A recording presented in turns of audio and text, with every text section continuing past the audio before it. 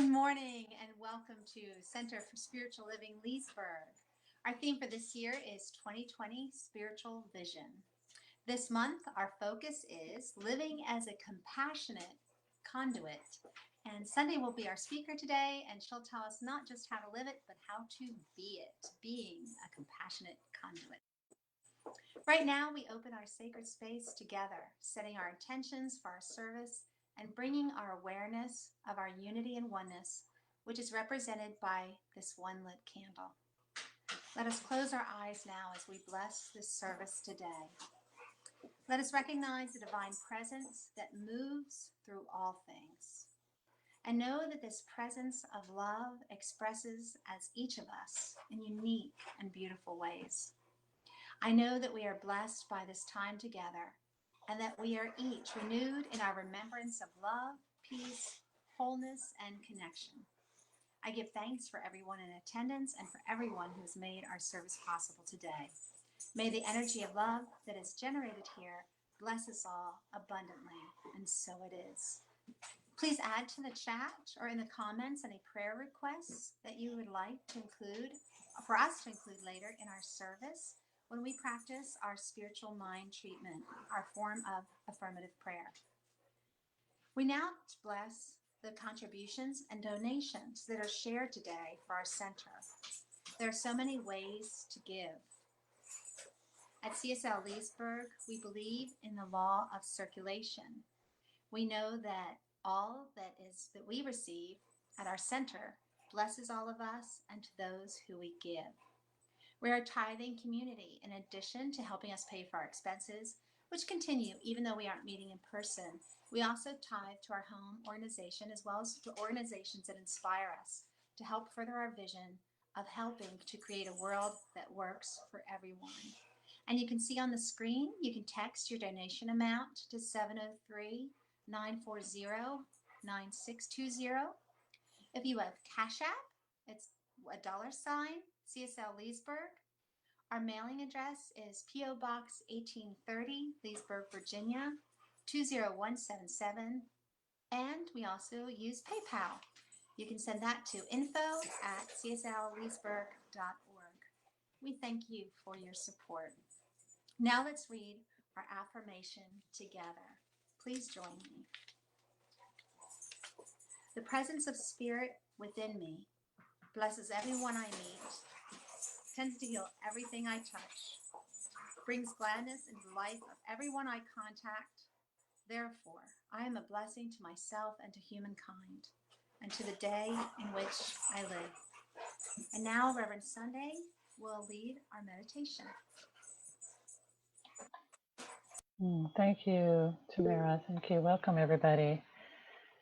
All right, so let us just going to move into a time of meditation, thinking about being that conduit of compassion and love. And so if you choose to, you can close your eyes. You can, if that's not comfortable, you can just use a soft gaze, whatever is comfortable for you. And let's take a deep breath in. And as we breathe up, just allow our posture to straighten. And as we breathe out, we can drop our shoulders and relax our jaw a little bit. It might have been tense over the last few days. So this is a time to just relax a little into this present moment, letting that breath breathe in and out as we just sit for a minute in silence.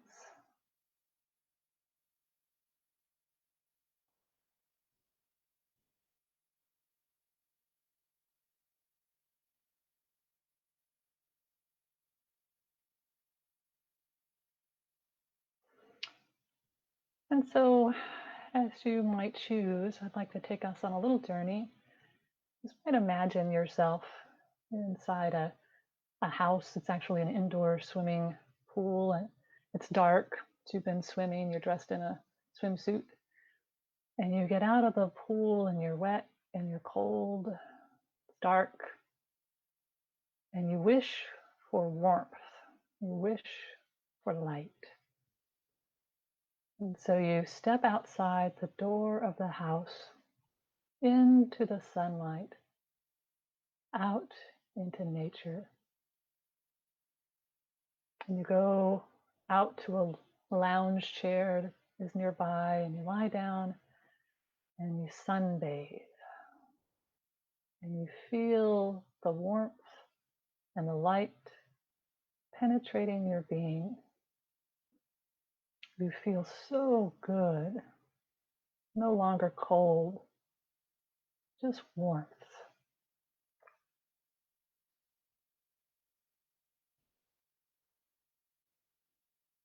And then you see a tree near you, and you see how it also takes in the rays of the light, turning sunlight into food and energy. It is like you, a sunbather, absorbing the light and warmth.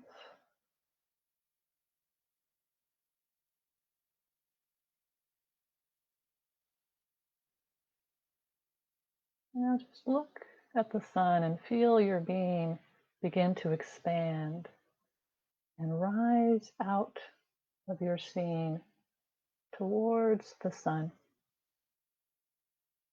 You meld into the sun. You are the sun.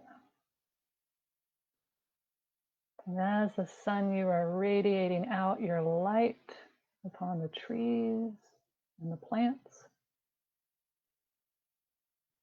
on nature,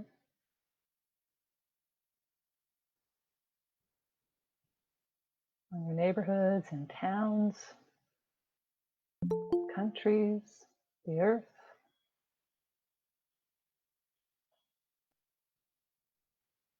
And you shine your light onto solar panels that people convert into energy. People sitting and absorbing your rays, energizing them, loving them.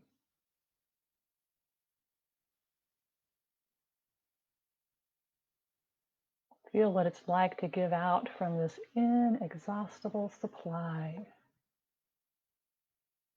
This light is the light of love and compassion and oneness.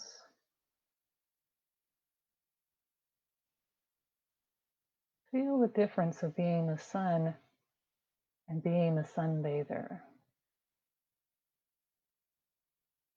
Feeling the connection between the two. And let us just sit in that radiating light of love and compassion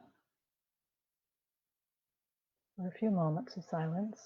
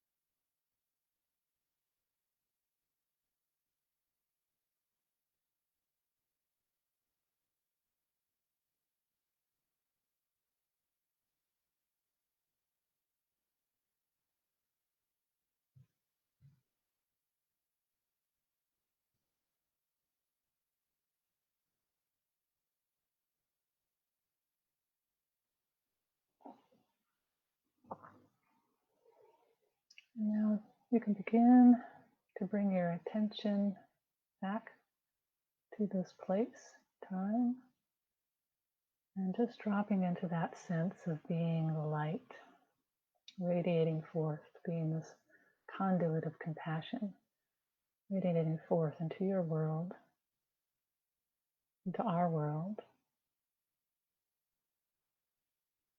Let it expand and fuel us throughout the coming days. so it is.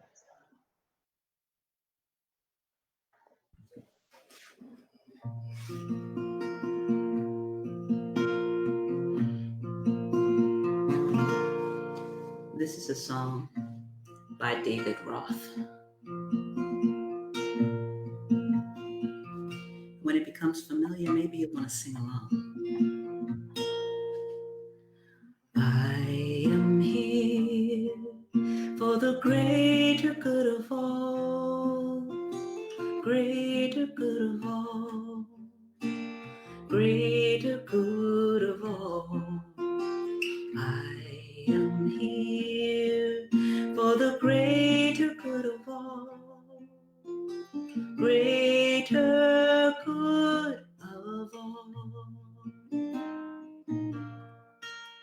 You are here for the greater good of all, greater good of all, the greater good of all. You are here for the greater good of all, the greater good of all. We are here for the greater good of all, greater good of all, the greater good of all. We are here for the greater good of all, the greater good of all.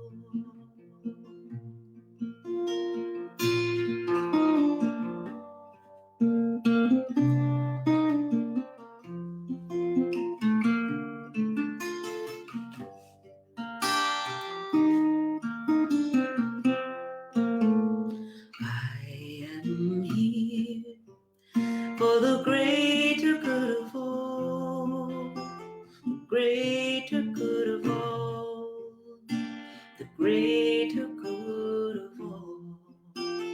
I am here for the greater good of all, the greater good of all, the greater good of all.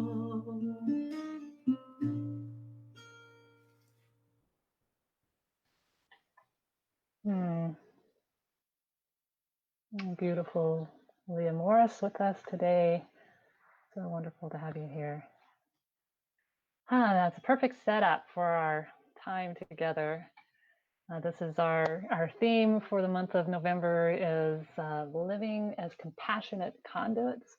And today I just want to kind of deepen into that understanding of what it might be to be that compassionate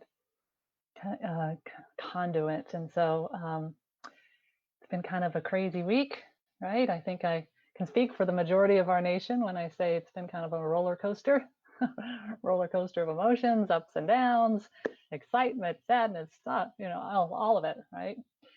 And so I think it's important for us to be able to acknowledge that. And wherever you are on the ride, whether you're still on it or you've come in and you're about to decide to ride again or you want to get off, let's just take a breath. Let's take a breath. And just know that in this moment we can just be. We're just in this loving place. And I'm aware that some Americans are giving this sigh of relief, and that there are others still in a place of uncertainty and grief and anger and concern. And so I just want to acknowledge that as well.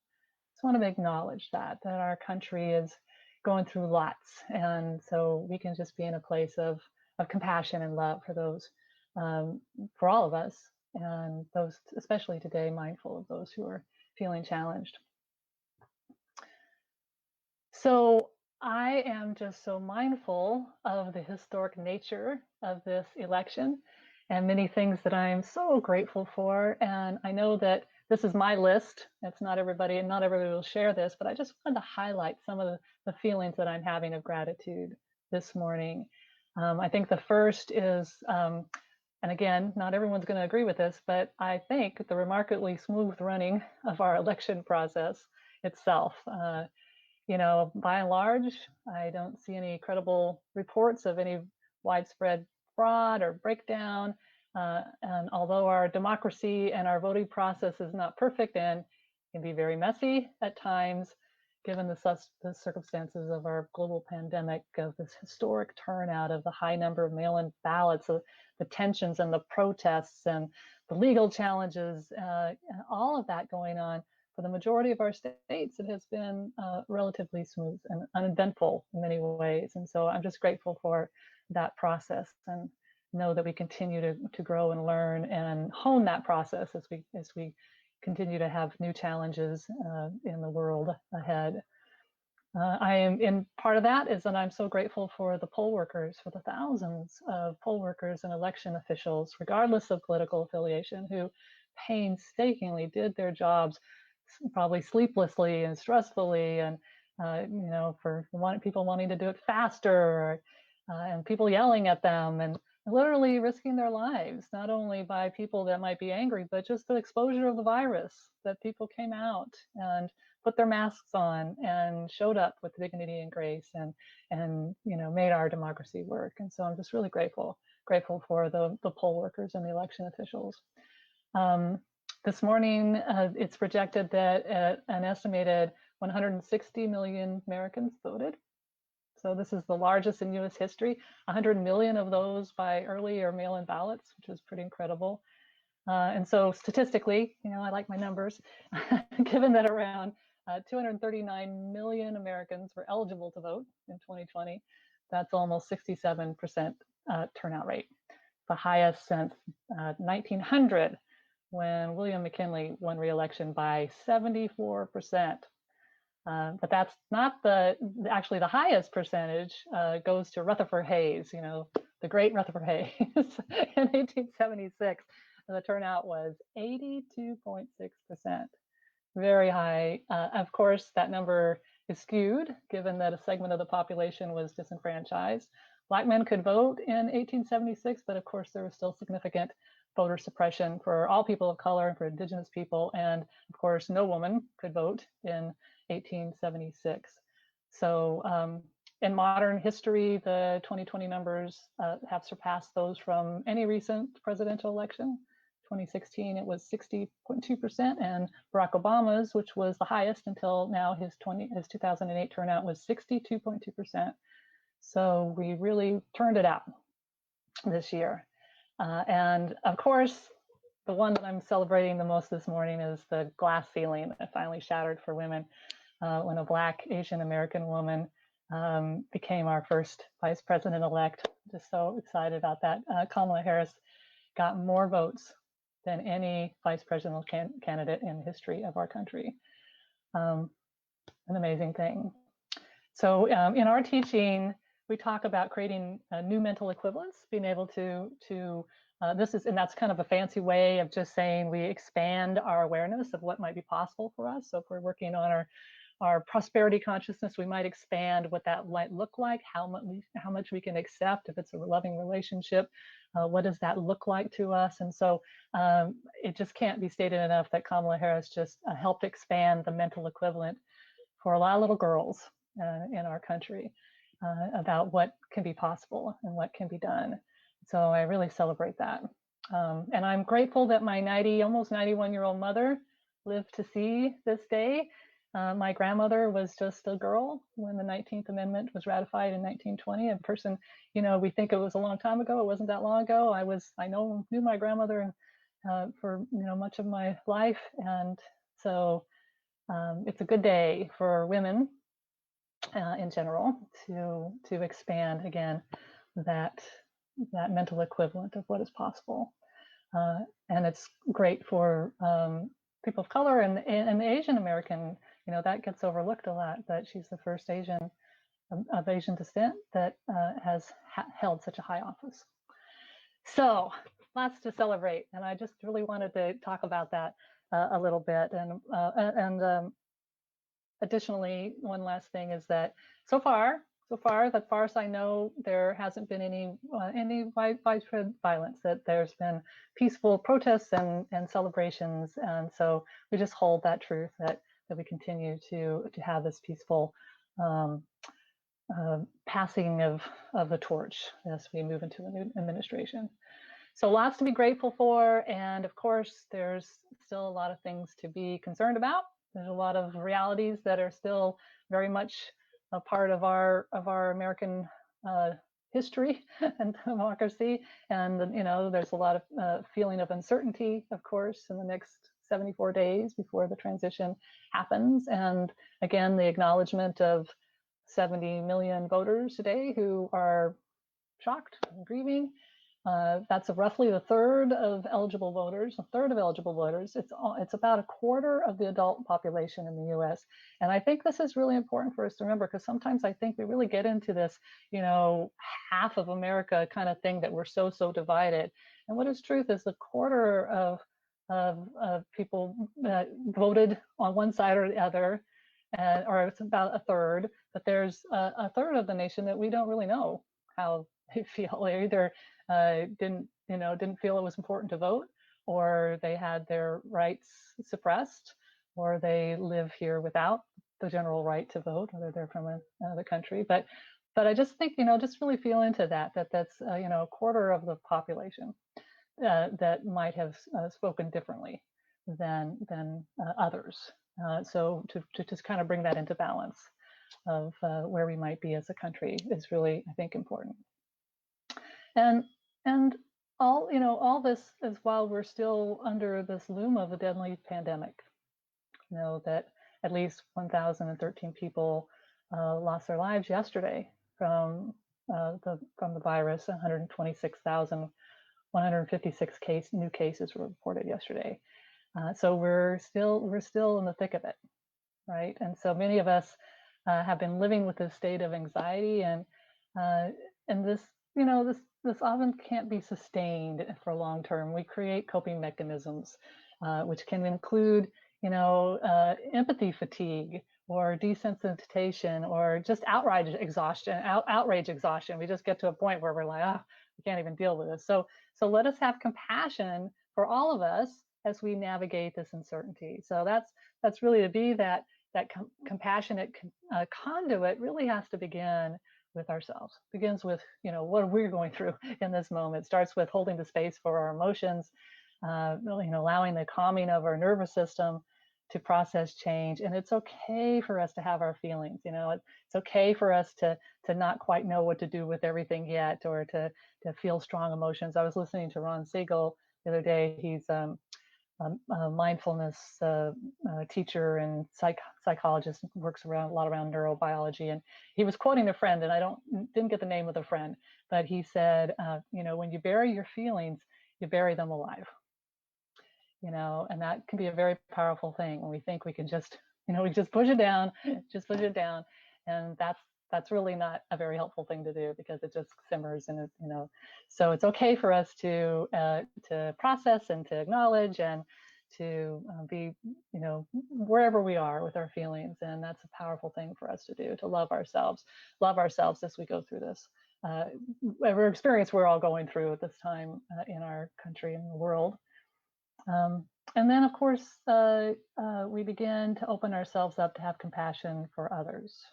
I like what Parker Palmer says. He says, the spiritual life is lived in a glance of paradoxes, and the humility that enables us to hear the truth of others, but stand in creative tension with the faith that empowers us to speak our own truth.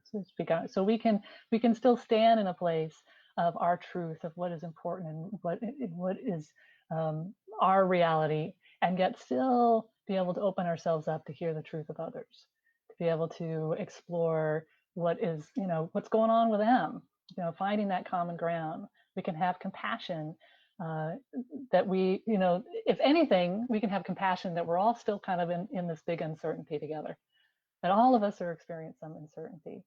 And as we've talked in recent weeks about realizing that others are more like us than not, we talked about that in the meditation of just like me, this person just like me, this person wants love, just like this person loves their family, wants safety and security, just like me, that this is all that's going on. And so we can continue that as we deal with being this compassionate conduit. And we can also turn it around and ask ourselves, what is it like to be you? What is it like to be someone who isn't like me? What is it like to be experiencing something that I'm not experiencing in this moment? Again, that's not to condone or disregard when someone is hurtful or harmful, but just to expand our awareness and be in a place of understanding. Again, that place of compassionate energy. I like that image in the meditation about our energy, our compassion fueling and the solar panels of others. And I think that's true. And when we can radiate a place of compassion, then that's part of the healing for others as well.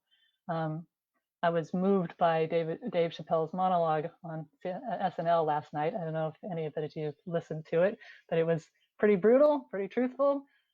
He doesn't give white folks any slack, nor should he. But Dave Chappelle, a Black man who talks about his great grandfather who was born a slave, who has experienced racism his whole life, really talked about understanding the pain that may be in our country, and that may be going on right now. And he talked about, I know what that pain is, from that very place, just like I know what that pain is.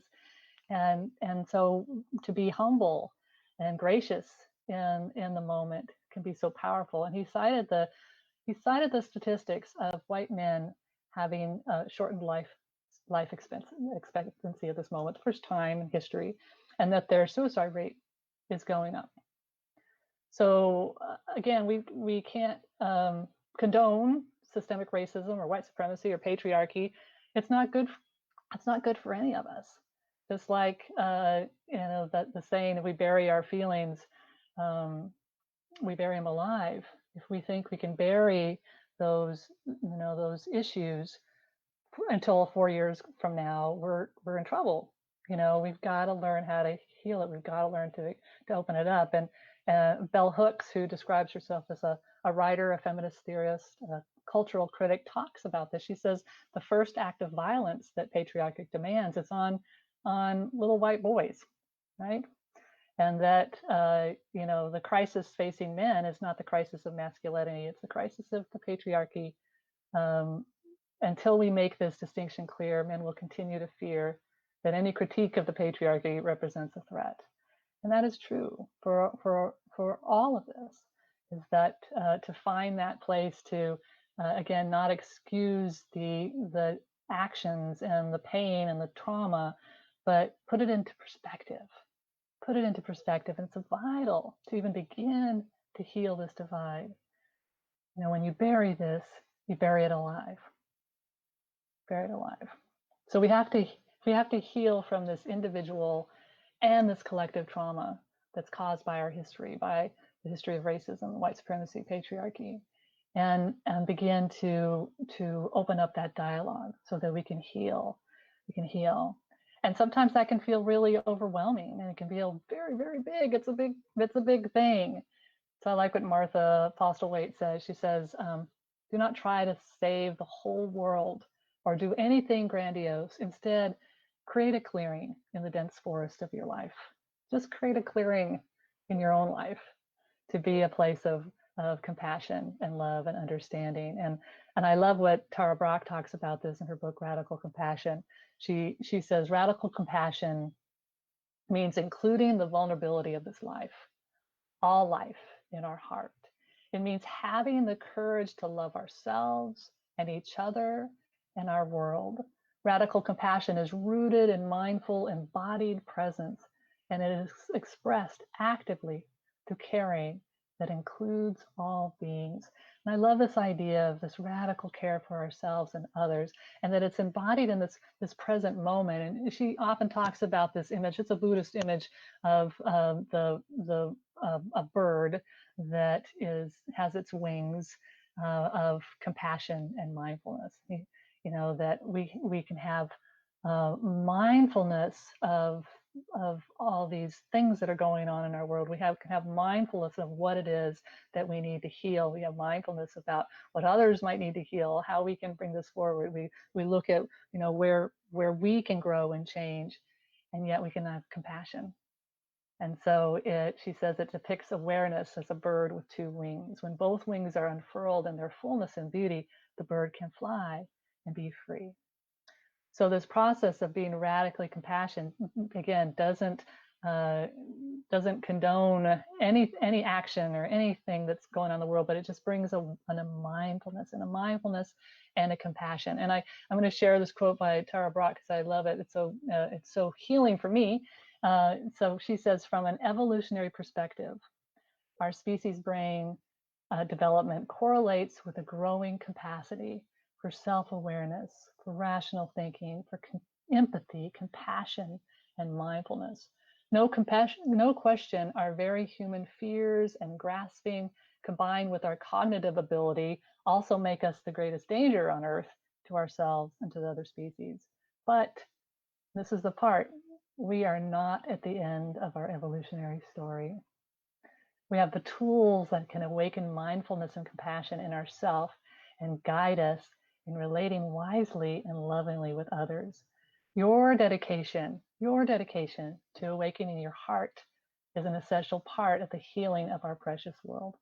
The global expressions of suffering, violence, the oppression of non-dominant populations, the sustainable, unsustainable, and addictive consuming that threatens this earth all rise out of fear and are rooted in feelings of separation and otherness. As we say, right? We heal that illusion of separateness. Radical compassion expresses the truth of our interdependence and mutual belonging. Living truth to ourselves becomes, in its fullness, living truth to our collective path of healing and freedom, our shared yearning for a peaceful and loving world. So this is our story today, to continue this evolutionary process of continuing to grow and to heal and to learn and to have mindfulness and a balance of compassion. And Dr. Ernest Holmes said, our founder said, ultimately, we shall see that the universe rests on the shoulders of love, that God is love, and that all the errors of man are the result of the ignorance of his own true nature. That all the errors that we ever experience comes down to the ignorance of our own divine nature, the own experience of our divine presence, that divine energy. So that's where we go today. Let's turn into our prayers. We practice being these conscious conduits of compassion in our own life and in the life of our world. And so let's just close our eyes for a moment if you choose, and take in this nice deep breath again, and recognizing that power and that presence, that universal love, is the energy of the divine that moves in and through all things. So I just feel into this truth for myself, that I am that expression of the one life, the one power, the one presence, the allness of life. And I choose to know that the qualities of love and peace and joy and harmony and health and wholeness and abundance are the qualities of the divine that show up in this world, that show up in and through me. And as I speak this word for myself, I know it's for each person with the sound of my voice who are listening within our service or beyond, that there is a divine presence moving through you, moving through them, moving through all life. This power and presence, regardless of if a person is aware of it or not, it is there. It is there. And so I call forth that awareness, that kindling of light within those who are just simply remembering it, or maybe those who have never known that before, that there is a kindling of light, of the awareness of the divine precious expression within each of us, So I know that there is a sense of joy and relief in this moment, and there's also a sense of concern and fear, that I just lift up our whole world, those who are hurting, those who may be fearful, those who might be concerned. I know that the divine truth moves through them. And those who are celebrating and those who are relieved, I know that divine expression moves through you as well. And so this is a moment of just clarity and wisdom and truth. as we move forward as a nation, as we move forward to the world, that this healing, this beautiful bird of compassion and mindfulness takes flight, takes flight. So it's with a grateful heart that I know this truth, that I speak it in this moment, that it is already done. And so I know this, and I let it go, I let it be. It is done. And so it is. And so Leah's going to sing for us today. Beautiful. Thank you, Reverend Sunday. This is a song by a group, a duo from California called My Muse, and it's been one of my theme songs this year. We shall be known by the company we keep as the ones who circle around to tend these fires. We shall be known as the ones who sow and reap the seeds of change, alive from deep within the earth. It is time now. It is time now that all thrive. It is time we lead ourselves back to the well. It is time now, and what a time to be alive. In this great turning we shall learn to lead in love. In this great turning we shall learn to lead in love. We shall be known by the company we keep as the ones who circle around to tend these fires. We shall be known as the ones who sow and reap the seeds of change, alive from deep within the earth. It is time now. It is time now that all thrive. It is time we lead ourselves back to the well. It is time now, and what a time to be alive.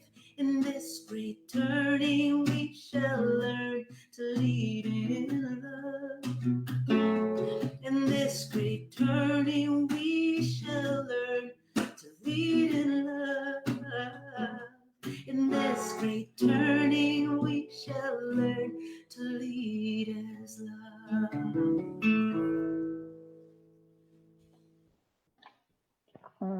Beautiful, Leah. What a great message. This turning will learn to lead with love. Yes, absolutely. All right, so announcements for today. We have our weekly gatherings that we do. On Tuesday mornings, Charlene, our practitioner and minister in training,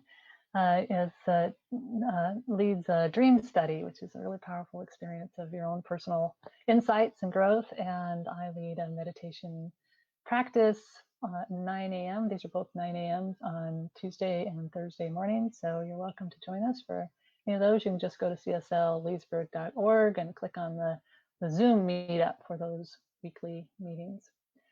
And I think that is all for today. I hope you get to relax and enjoy and stay away from the TV, maybe enjoy the nice weather. And let's just say that's our affirmation, our closing affirmation. So you can just place your hand over your heart and just say out loud, I am loved. And then open your eyes and look around. If you see somebody, wherever you are loved, you are loved. And let's place our hands up in the air and just do some love sprinkles. It's all love, guys. It's all love. We lead with love. So have a wonderful week. And if you'd like to join us, if you're not already in our Google Meet room, if you'd like to join us for some community sharing and our pearls from today, please go again to cslleesburg.org and click on the Google Meet, and you can join us. And we're going to share a little bit before we go about our day. So much love. Have a wonderful week. Thank you.